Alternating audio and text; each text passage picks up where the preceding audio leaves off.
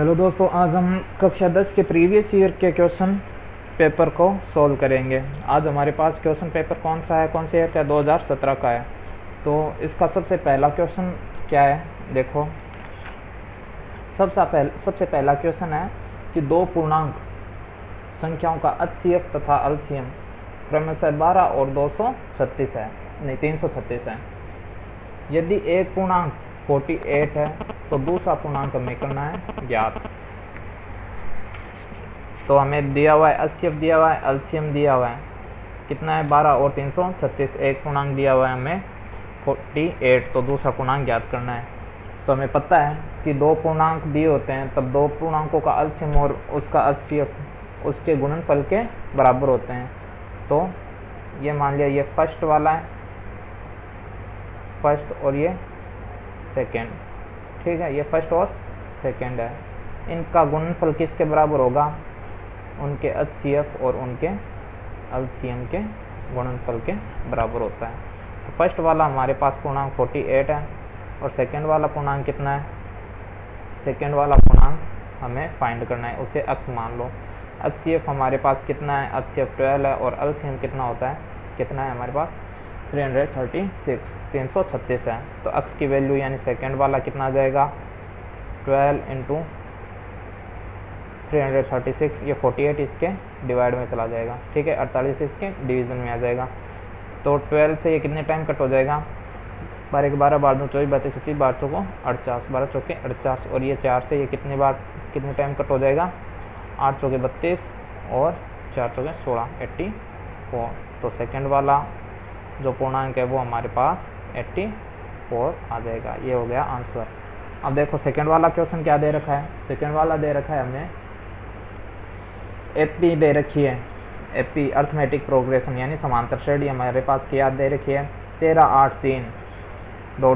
के प्रथम 20 पदों का हमें योगफल ज्ञात करना है, ठीक है। तो समांतर श्रेणी के योगफलों के पदों का योगफल, उसका हमें सूत्र याद होना चाहिए सीधा डायरेक्ट। तो उसका सूत्र क्या होता है? समांतर श्रेणी के पदों का योगफल n इक्वल कितना होता है? n/2 2a plus n-1 into D. तो हमें क्या क्या चाहिए? n चाहिए। n हमें कितना दिया हुआ है? n हमें दिया हुआ है 20। a चाहिए, a प्रथम पद कितना है हमारे पास? 13, और d यानी सार्वंतर,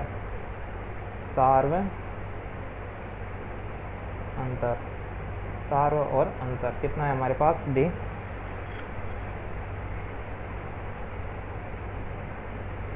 d का सूत्र क्या होता है? a2 minus a1। a2 है 8 और a1 है 13, कितना बचा? 8, 9, 10, 11, 12 और 13 -5, ओके। -5 बचा हमारे पास, ओके। अब देखो इसको हम सूत्र में लिख देंगे। s20 इज इक्वल टू क्या हो जाएगा? n/2, n है हमारे पास 20 डिवाइड बाई 2, 2 का 2, 13 का 13, प्लस n-1 सीधा लिख दूँ, कितना हो जाएगा? 19। n की जगह 20 लिख दिया, -1, 20 में से 1 गए, कितने बचेंगे? 19, और d हमारे पास कितना है? -5, ठीक है। 22 से हम डिवाइड करेंगे 10, 13 को 2 से हम मल्टीप्लाई करेंगे 26, 19 को -5 से हम अगर मल्टीप्लाई करेंगे तो हमारे पास कितना आ जाएगा? -95, ठीक है, 95। अब देखो 95 और 26 कितना आ जाएगा?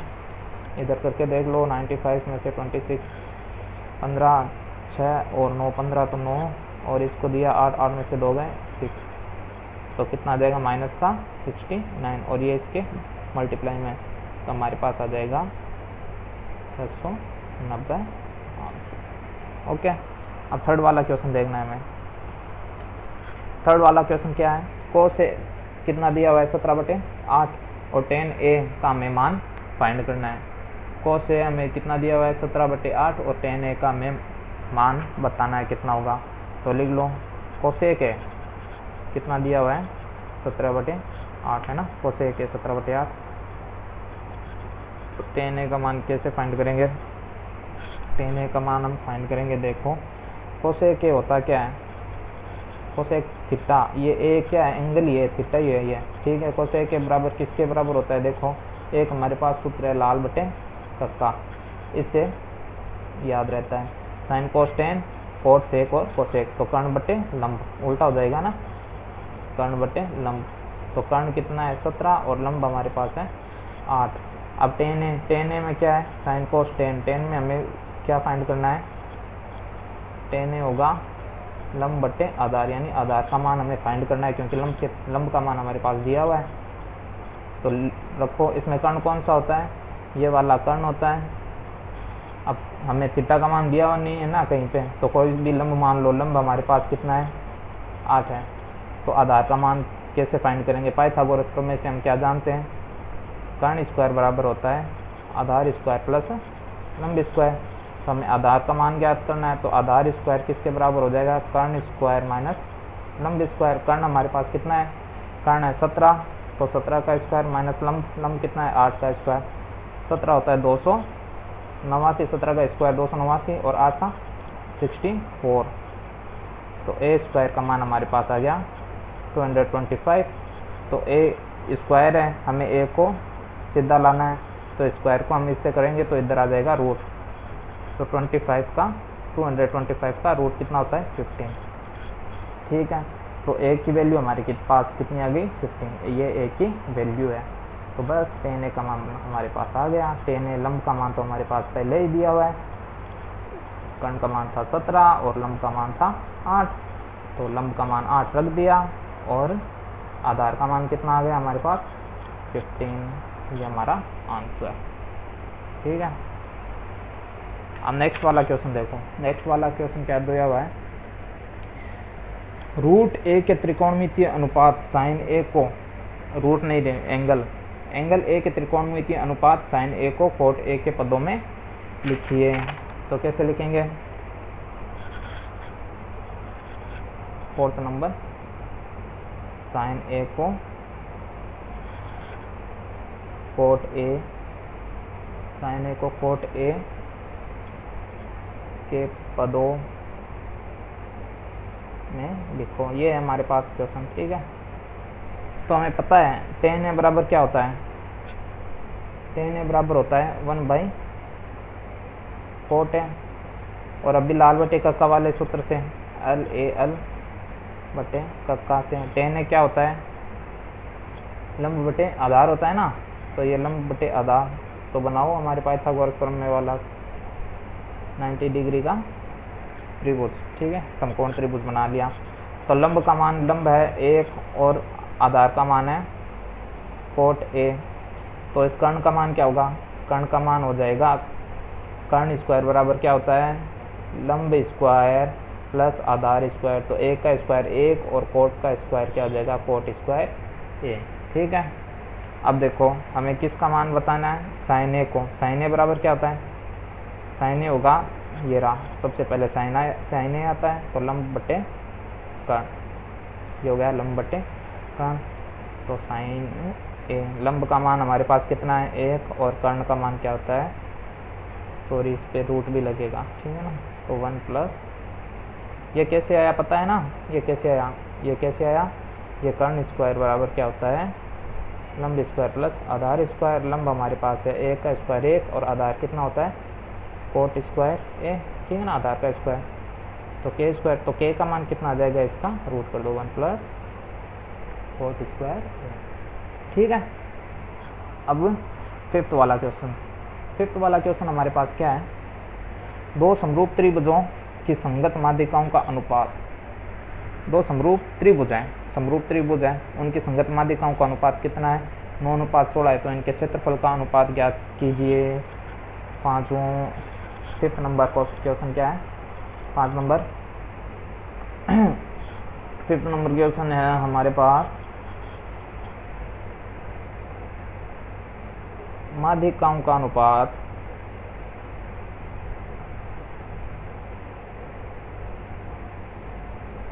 अगर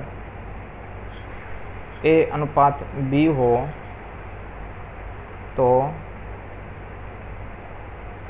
त्रिभुज के क्षेत्रफल का अनुपात A स्क्वायर अनुपात B स्क्वायर होता है। तो अब हमें A और B कितना दिया हुआ है? A का मान दे रखा है 9 और B का मान दे रखा है 16, ठीक है। तो क्षेत्रफल का अनुपात क्या आ जाएगा? 9 स्क्वायर अनुपात 16 स्क्वायर। कितना आ जाएगा? 9 किसका? 81, 9 का स्क्वायर 81 और 16 का 256 होता है ना, शायद 256 ही होता है। ओके,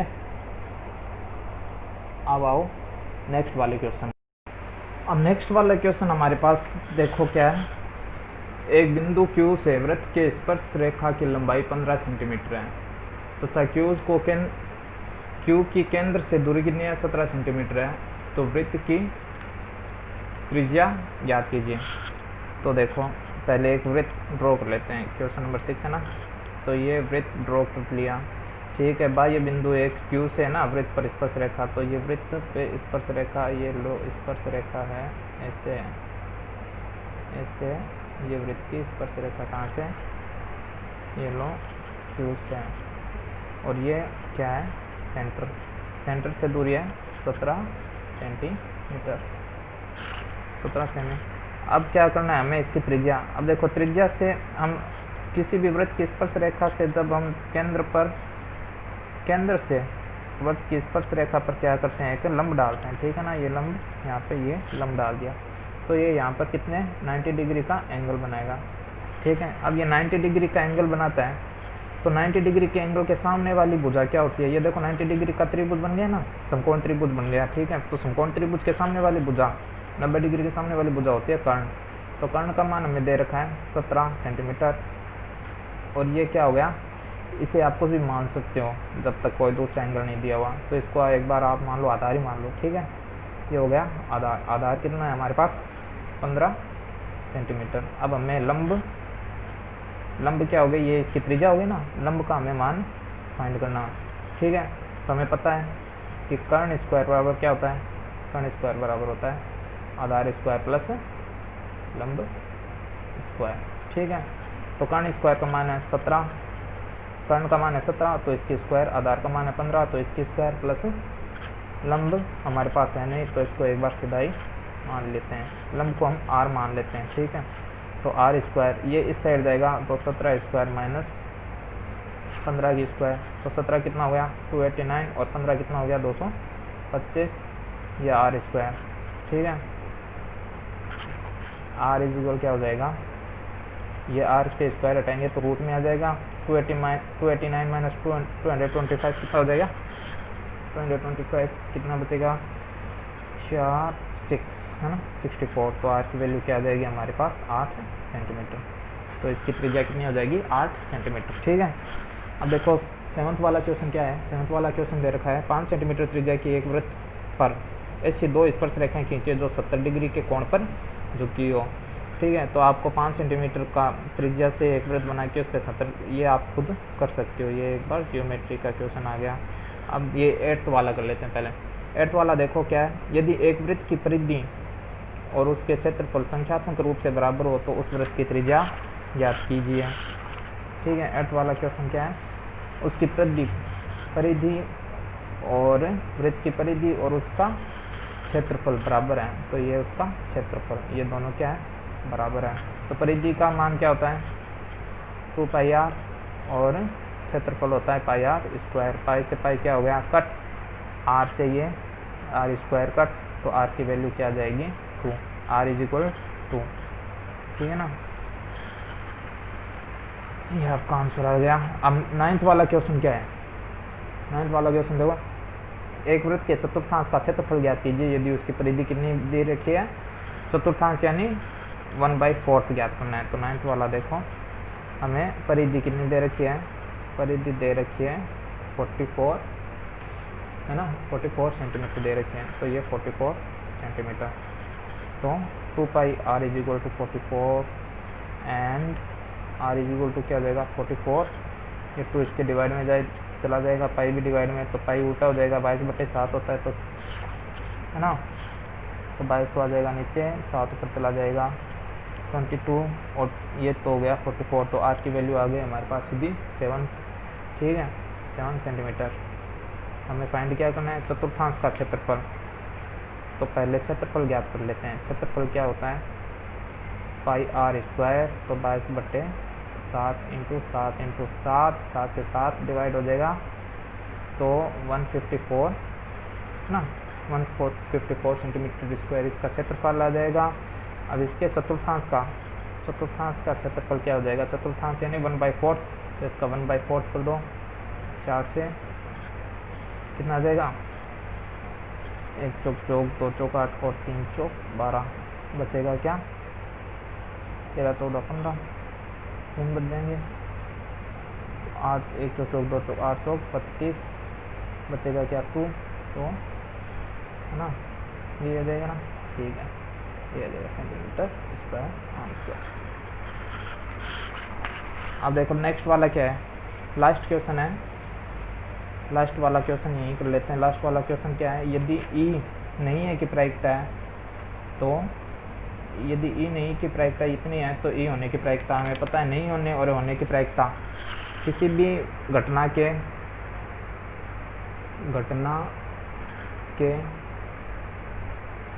होने की प्रायिकता पी ई है, और नहीं होने की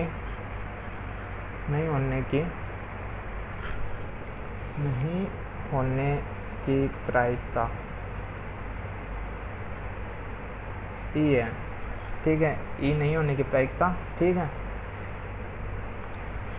इसे पी डैश ही लिख दो, पी डैश ई है, पी डैश ई है।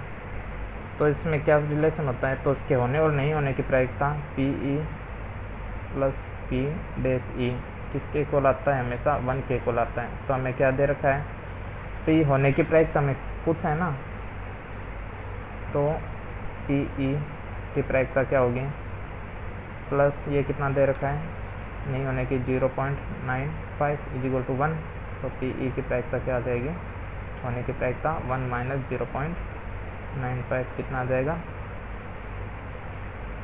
0.5 है ना, 0.5 आ जाएगा, 0.05। ये हमारा पार्ट ए का हो गया, ठीक है, पार्ट ए के 10 क्वेश्चन हो गए। ये 7th वाला मैंने आपको बताया नहीं, क्योंकि ये ज्योमेट्रिकल है, वो आप खुद कर सकते हो। अब हमारा पार्ट बी, नेक्स्ट वाले वीडियो में हम पार्ट बी को सोल्व करेंगे। पार्ट बी के टोटल कितने क्वेश्चन है, पार्ट बी के टोटल क्वेश्चन है 15, ठीक है, 11 से लेके 15 तक क्वेश्चन है, वो हम कल करेंगे नेक्स्ट वाले वीडियो में।